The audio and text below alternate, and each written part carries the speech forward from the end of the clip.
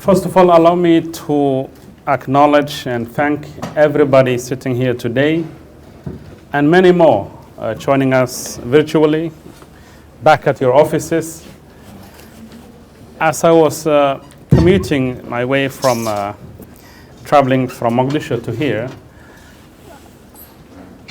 I was reflecting on and then looking at the landscape in between Mogadishu and Baydhabo, at the livelihoods and the nature of the Somali people and the various activities that we are carrying to bring about transformation in their life. So although there are more pressing issues in the security front, in the HIPIC initiative, it was very important for me to come and attend this meeting and listen to what people who save lives on regular basis are thinking about and dwelling with. This is the reality check for us as the leadership of the country. The discussion on the humanitarian crisis that is both reoccurring, cyclical, and creating havoc in the lives of the Somali people is the point of departure. Over 3 million Somalis are in IDPs. Almost half our population is vulnerable to climatic shocks and always in a situation of dire humanitarian needs. That is our point of departure. So the insights, the information, and the realities that are addressed in this forum would be informing our activities in the other fronts. The reason why we are waging a very aggressive war against Al-Shabaab is to address one of the root causes of the current situation, which is insecurity. So before we talk about IDPs and gatekeepers, we need to, as a government, address one of the root causes, which is conflict as a driver of poverty, war, and displacement. That is a root cause issue, and its attention needs to be resolved in the security debate and economic sphere.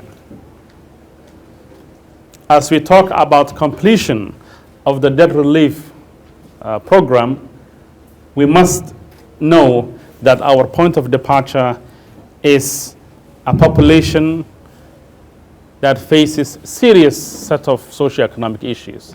And that is why we have people from around the world sitting with us here today in Baydhabo trying to resolve this perpetual issue with us.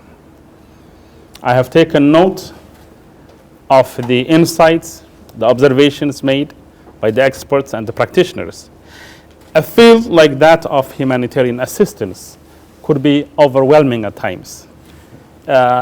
It is very easy to criticize each other and highlight the shortcomings, but often that leads to taking our eyes away from the much more normative and moral and important work that every one of you is doing.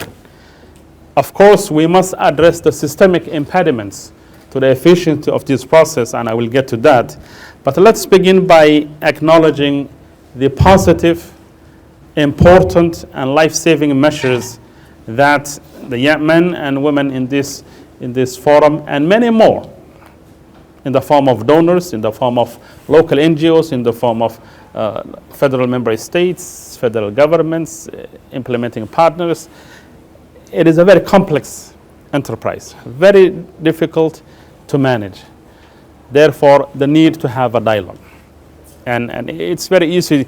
You know, there is a Somali proverb that says, you can only quench your thirst for water by utilizing your own hands or palms.